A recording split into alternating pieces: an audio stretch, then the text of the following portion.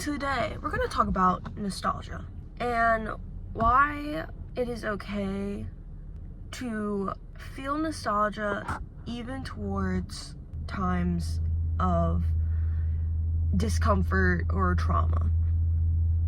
I'm not going to get too big into like the dark side of it. I'm just going to get into like what I'm trying to say today side of it.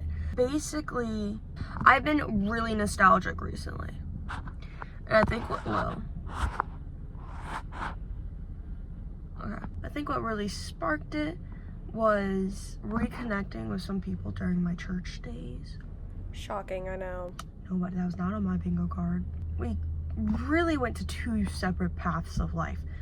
We were on the same path, and then I was like, no, this is not for me. It really brought back some memories of being like 17, playing in my, so this really good friend I have, we were really good friends around that age, and she was my pastor's child, so PK. We grew apart a little bit. Now we're coming back together. She's at seminary in a different state, but you know, I keep looking back at memories, and then we send them to each other and whatnot. Like, I felt like a longing for that time when I was like 17 and we were playing in her like ditch in her front yard. Even though that was a really dark time in my life and had a lot of stuff going on, it's all about the balance of there was good in the bad. There always is. And it's okay.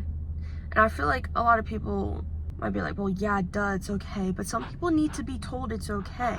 There were things that once I was told it was okay, it's like my eyes just like opened up. Being told it's okay to just not know what you believe in. I never thought like that before. I never thought that it was okay to think like that before.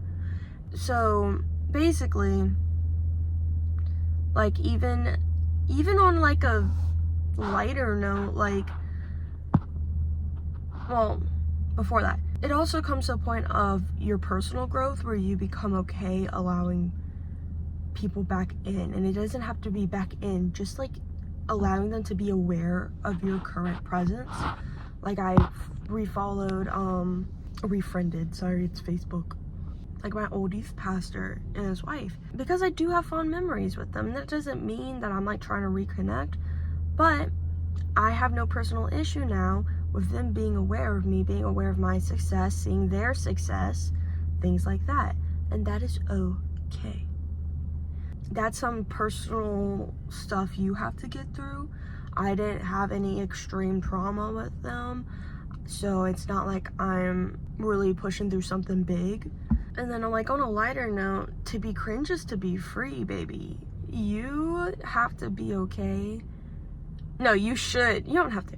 You really should get back into those things that you were so interested in middle school and high school. There's this book series called River of Time, and I loved it in high school. Loved it. And then I tried to reread it. I think that's what got me into reading. That was my ACOTAR. No, Melanie Dickerson was the person who got me into reading. She was like this Christian, like fairy tale reteller, because that's like all I could really read was Christian stories. And then found her, who I think she's like Catholic, and there's like faith in this book, but not really. So I was like, oh, let me like reread it. This was like maybe a year ago, and I could not get through. I could not get through the first chapter. I was like, what is this? And then she republished it this year. She re-edited it.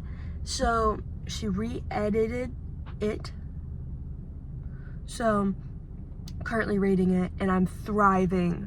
Like, I'm actually thriving. I think we need to like just give into the nostalgia, even if it is cringy. Like, oh my god, I opened my Wattpad yesterday for the first time in years, because there was one fic that I couldn't find, like I couldn't think of, and it came back in my head, and I really wanted to see like, oh, was it actually that good? And it wasn't, obviously, but that's something I will not dip in. That was scary.